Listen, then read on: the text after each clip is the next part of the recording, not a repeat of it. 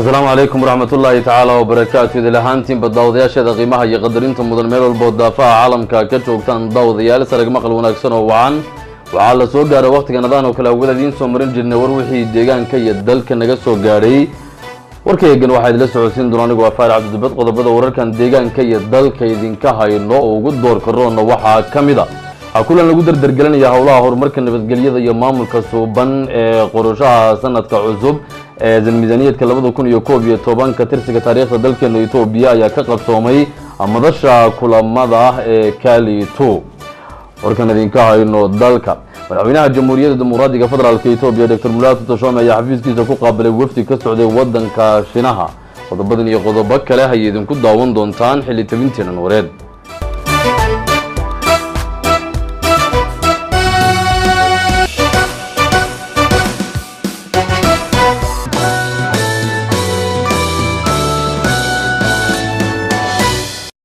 markii dawadayaasha qiimaha iyo qadarinta mudan oo sarag maqal wanaagsan oo wacan kuna soo dhawaada war wixii deegaanka iyo dalka naga soo gaaray oo faahfaahsan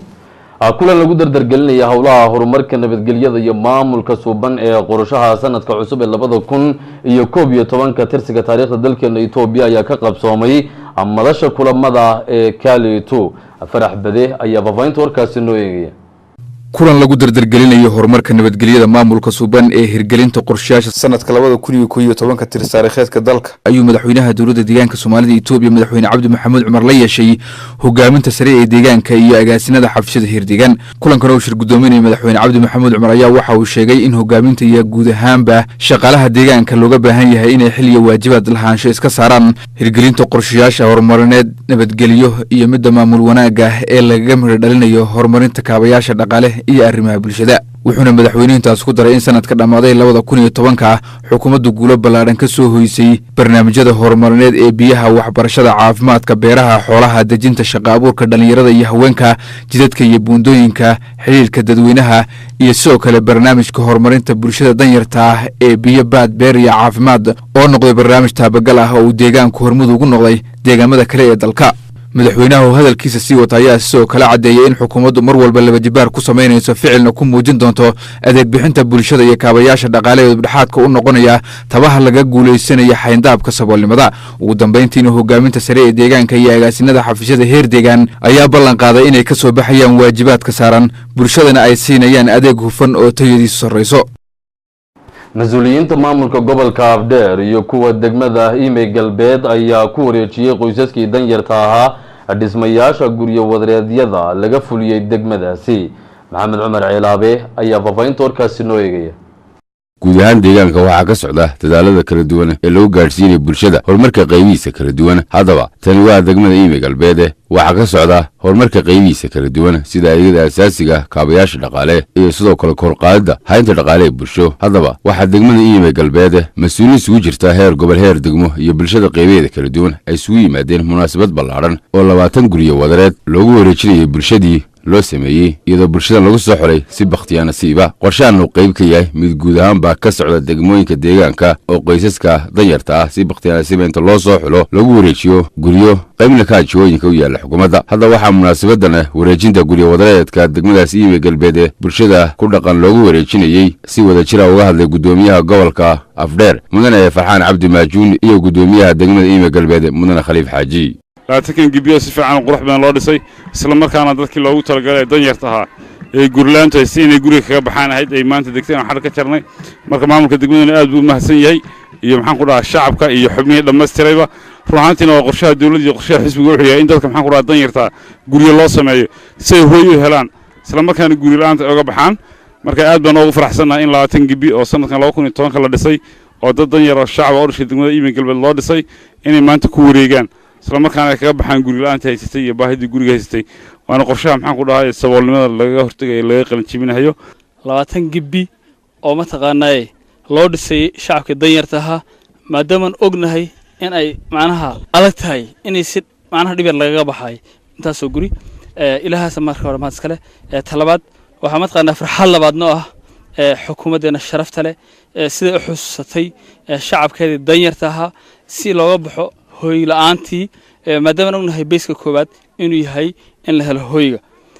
marka xukuumadda fikirka ku fikirtayna uu mataqaana maanta boqolka boqol noo fulay ayaa maanta waxaan xadhig kaga jarray isla degmada Iimay Galbeed shacabka danyarta ahana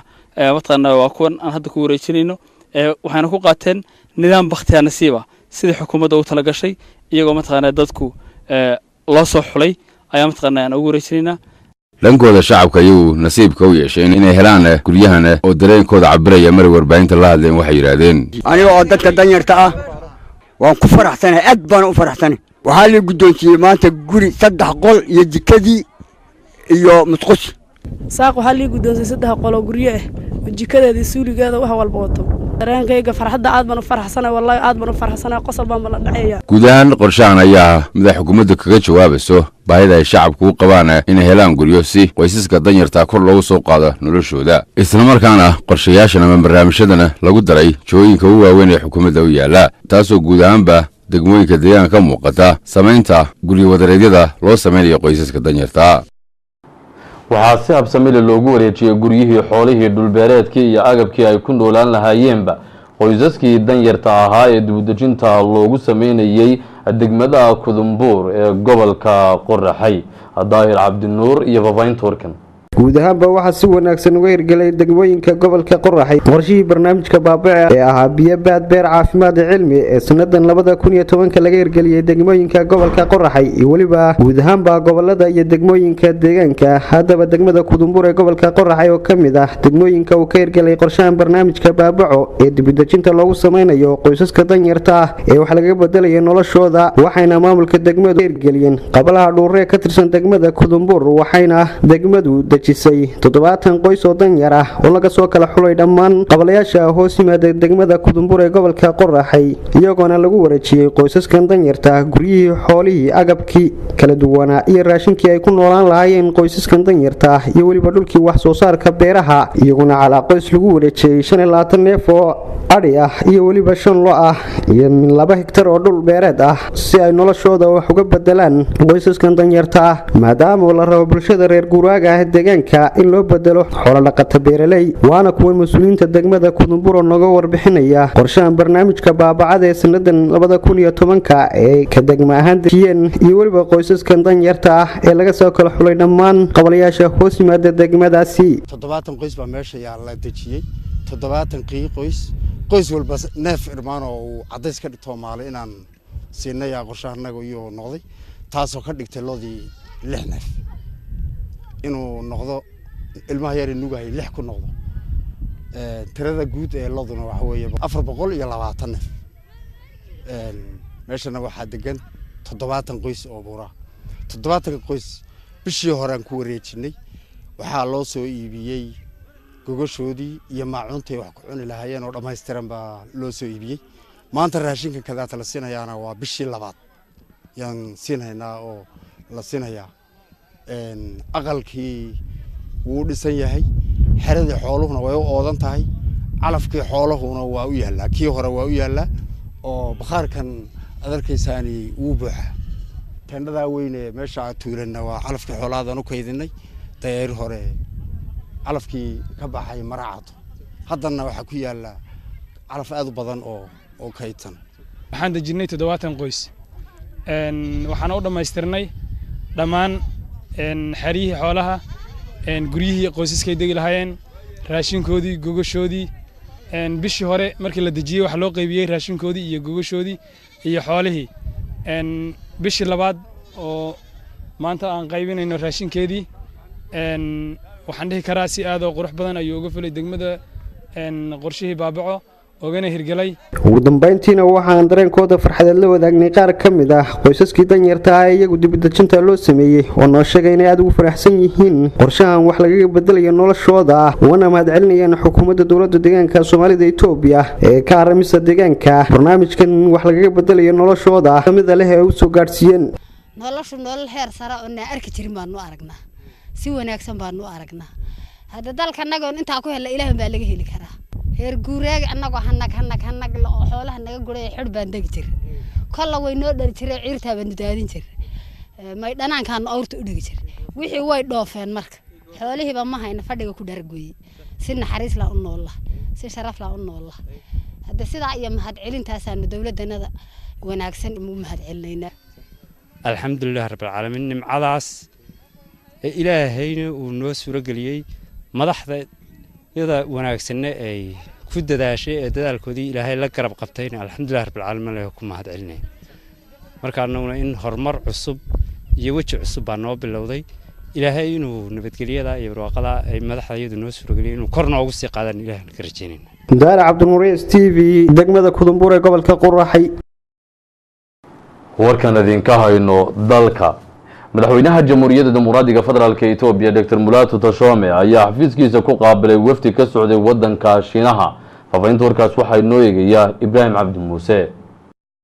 madaxweynaha jamhuuriyadda dimuqraadiga federaalka Itoobiya Dr. Mulatu Teshome ayaa xafiiskiisa ku qaabilay wafdi ka socday wadanka Shiinaha wafdigaasi oo ahaa maalqabeennada gobolka Janga ayaa u socday inay mashaariic kala duwan ka fuliyaan dalkeena Itoobiya waxayna madaxweynaha iyo wafdiguba isla meel dhigeen qaabkii ay maalqabeennadaasi uga hawlgali lahaayeen dalkeena Itoobiya isla markaana uga faa'iideysan lahaayeen fursadaha maalgashi ee ka jira dalkeena sidoo kale waxa ay madaxweynaha iyo maalqabeennadu ka wada hadleen qaabka ay uga hawlgali doonaan maalqabeennadan iyo lacagta ay ku hawlgali doonaan waxayna maalqabeennadan ka yimid wadanka Shiinaha sheegeen in inta u dhaxaysa Dukamila iyo magaalada Bishoftu ka dhisi doonaan magaalo dhanka warshadaha isla markaana ku hawlgali doonaan lacag dhan 8.10 bilyan oo dollarka Mareykanka haddaba wafdigan ay u qorsheysan tahay inay hirgeliyaan in ka badan 80 warshadood ayaa wixii hadda ka dambeeya u soo xamaan qaadan doona qaabka ay dalkeena u soo degi lahaayeen ee ay u furin lahaayeen mashaariicahaasi kala duwan ee la xidhiidha dhanka warshadaha maadaama loo baahan yahay in muddo gaaban gudaheeda ay ku dhamaystiraan mashaariicdooda isla markaana mashaariicdaasi noqoto mid tira iyo taya ahaanba manaafacaad leh waxaana aad loogu rajo weyn yahay inay maalqabeennadani hawshooda ka soo bixi doonaan isla markaana mashaariicdaasi kala duwan ay dalka ka fulinayaan wax weyn ku soo kordhin doonaan geedi socodka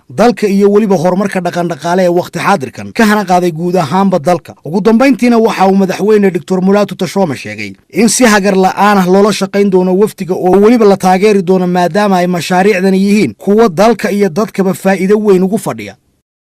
daawadayaasha qiimaha iyo qadarinta mudan intaas waxa inoogu dhawr wixii deegaanka iyo dalka naga soo gaaray warkayga waxa idin la socodsiinaya anigu Afaar Cabdi Dubed aniga asxaabtayga la qayb qaadata tabinta warkan tan dib ugu kulmi doona xilli tabinteena dambe ee wareed anagoo isku duuban waxaan idinku dhaafeynaa assalaamu calaykum waraxmatullaahi tacaala wa barakaatuh